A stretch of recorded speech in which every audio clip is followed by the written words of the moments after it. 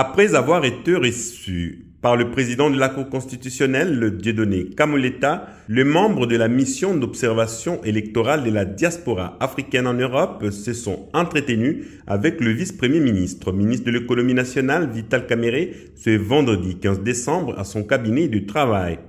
Comme à la Cour constitutionnelle, cette mission est venue remettre au patron de l'économie nationale, en sa qualité de grand acteur politique du pays, le rapport préliminaire d'observation du processus électoral en cours en République démocratique du Congo. Cette mission a statué notamment sur le déroulement du processus, allant de l'appel au dépôt de la candidature jusqu'à la tenue du scrutin. Alors, nous sommes arrivés depuis le 15 novembre pour prendre part au déroulement des campagnes. Et sincèrement, les campagnes se sont bien déroulées. Nous avons suivi les campagnes, se sont déployés, nous avons bien suivi les campagnes. C'est vrai, même s'il y a des couacs, mais ces couacs ne peuvent pas empêcher le bon déroulement de ces campagnes-là. Et ces campagnes sont bien déroulées.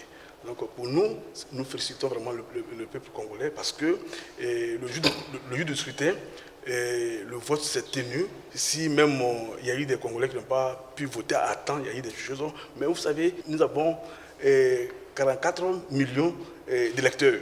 Vous voyez, ça fait déjà une élection de moins sur 10 pays en Afrique. Vous savez, et 115 000 bureaux de vote, ce n'est pas facile. Les élections se sont bien déroulées dans la paix. Et les Congolais étaient motivés. Ils sont sortis massivement sous la pluie pour s'exprimer vraiment. Et en 2018, nous étions ici pour les élections en tant qu'observateurs. Ce n'est pas la même chose. Cette fois-ci, le gouvernement a fait des efforts, et pour une première fois, parce que nous nous posons la question si les Congolais eux-mêmes, s'ils aiment les pays, parce que ici en Afrique centrale, dites-moi quel pays qui peut se égaler au Congo sur le plan de la démocratie. Le Congo, d'abord, c'est le premier pays, c'est le seul pays en Afrique centrale qu'il y a eu de la alternance politique.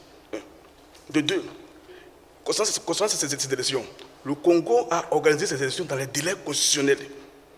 Ici en Afrique, chez moi en Afrique de l'Ouest, il y a des chefs d'État qui trouvent des failles pour reporter les élections, pour bénéficier des mandats. Mais ici, le président de la République, malgré la guerre qui se passe à l'est du Congo, lui et son gouvernement se sont manifestés pour que ces élections soient organisées dans les délais constitutionnels. Pendant que certains chefs d'État trouvent des failles pour reporter, pour bénéficier des élections. Ici au Congo, en 2016, l'ancien gouvernement, l'ancien président a pu reporter les élections pendant 2 ans. 2 ans, vous voyez, ce gouvernement pouvait faire aussi la même chose, mais ils n'ont pas fait. Ils ont fait un effort pour que, peu importe cette guerre qui est à l'est, ils ont fait un effort pour que ces élections soient organisées dans les délais constitutionnels. Donc ça a félicité, parce que lorsque un chef d'État pose un acte négatif, les Africains aiment prendre ce côté négatif pour en parler, mais quand ils posent des actes positifs, personne n'en parle. Et nous ne sommes pas là pour ça. Nous sommes là pour parler de tout ce qui est bon. On parle, si ce n'est pas bon, on en parle. Si c'est bon, on doit en parler.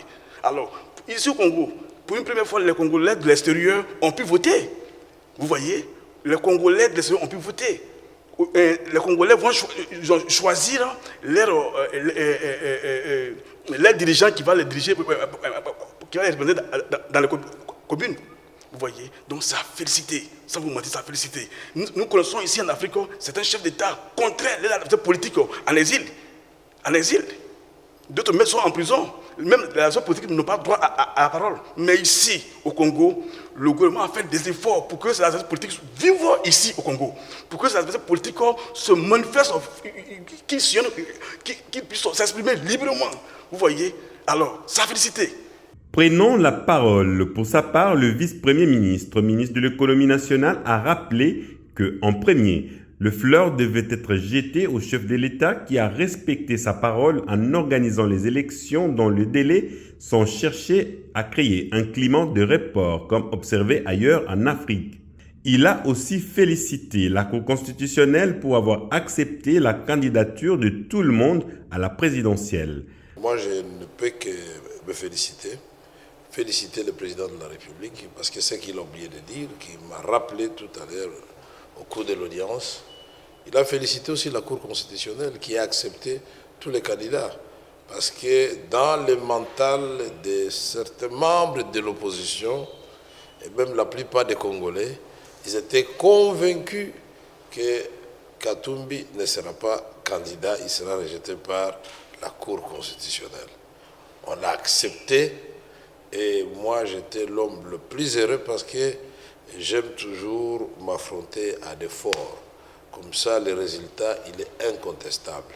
Quand vous êtes une grande équipe, vous avez en face de vous une petite équipe, le challenge ne vaut rien du tout. Donc nous avons mené un combat démocratique sur le terrain. On a senti effectivement que l'adversaire existait sur le terrain, mais le système de jeu d'encerclement que nous avons adopté ne lui a pas laissé beaucoup de chance. Il était seul en train de circuler dans ses jets, il ne pouvait pas atterrir, à part à Kassongo, je l'ai vu, mais atterrir sur des pistes trop compliquées ou faire des centaines de kilomètres sur des routes complètement défoncées, ça, nous l'avons fait. Et les résultats, nous attendons que je ne vais pas anticiper, parce que beaucoup commencent déjà à nous féliciter, donc, parce que c'est un secret de polichinelle. La CENI a choisi la méthode qui avait été édictée par l'opposition et conférée dans la loi, c'est-à-dire bureau par bureau. Et donc, nous savons ce qui se passe régulièrement. Et il faut vraiment maintenant que nous nous battions, c'est-à-dire nous, Congolais, pour consolider la cohésion nationale.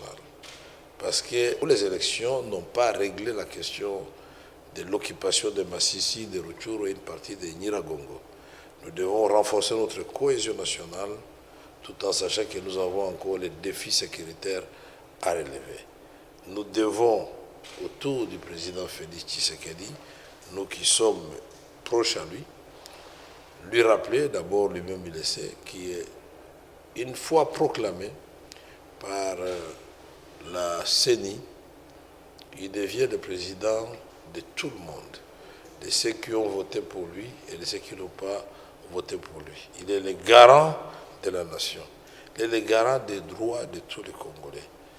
Et je voudrais, c'est mon rêve, que après l'investiture, nous puissions amorcer un nouvel élan qui va faire la rupture avec le passé. Pas de chasse à l'homme, pas d'interdiction inutile, pas de refus de papiers à certaines personnes parce qu'appartenant à une autre classe politique. Je crois que tout cela, connaissant bien le président Félix Tshisekedi, il va le faire. Mais ceci dit, nous devons aussi, nous, en tant que collaborateurs, emboîter le pas au chef. Et là, je peux vous dire que nous aurons un Congo qui fera bon vivre.